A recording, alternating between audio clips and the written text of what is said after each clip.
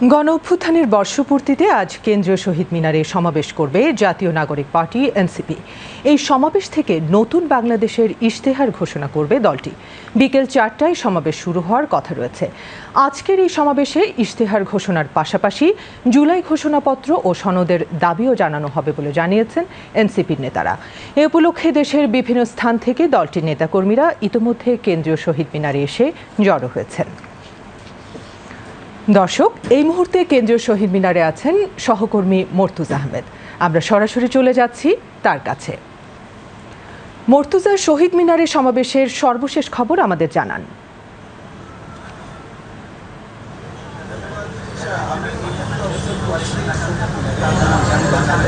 আজ ৩রা আগস্ট, গত বছরের এই দিনে ছাত্র জনতার যে আন্দোলন, সেই ৯ দফা দাবি এক দফায় পরিণত হয়েছিল, যে ফ্যাসিস্ট হাসিনার পতন, এবং সেই পতনের ঘোষণার ১ বছর আজ পূর্তি হলো।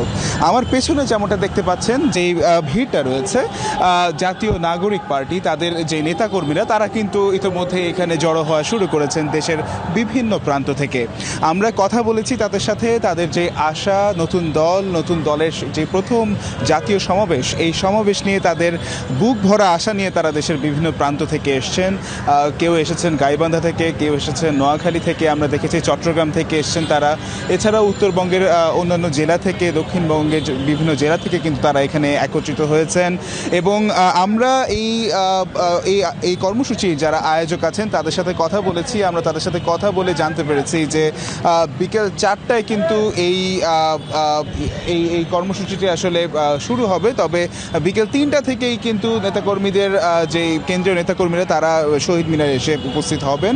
তবে কিছুক্ষণ পরপরই আমরা আসলে মিছিল দেখছি, স্লোগান শুনছি, যেগুলোর মাধ্যমে কিন্তু নেতাকর্মীরা জানান দিচ্ছেন যে তারা ইতিমধ্যে এখানে পৌঁছে গেছেন, ছড়িয়ে ছিটিয়ে আছেন। আমার পেছনে আমরা দর্শকরা নিশ্চয়ই দেখতে পাচ্ছেন যে দাঁড়িয়ে আছেন আসলে অনেক নেতাকর্মী। তবে বৈরী আবহাওয়া থাকার কারণে, বৃষ্টি হওয়ার কারণে কিন্তু যে মূল জায়গাটি ছিল সেখান থেকে কিছুটা সরে এসছেন সবাই। একটু নিরাপদ স্থানে তারা আসলে আশ্রয় নিয়েছেন, যেন বৃষ্টিতে আসলে ভিজতে না হয়।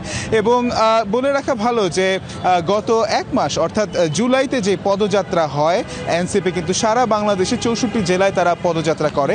এবং সেই পদযাত্রার পরেই যেহেতু এই জাতীয় সমাবেশটি হচ্ছে, এই পদযাত্রাটি হওয়ার কারণেই কিন্তু মূলত নেতাকর্মীদের মধ্যে, তাদের মধ্যে কিন্তু আসলে একটা নতুন একটা উদ্যম কাজ করছে, তাদের মধ্যে একটা নতুন তেজ কাজ করছে। তো আশা করা যাচ্ছে যে বিকেল 4টা নাগাদ আসলে এখানে যেই ক্রাউডটা, সেই ভিড়টা কিন্তু আরও বাড়বে।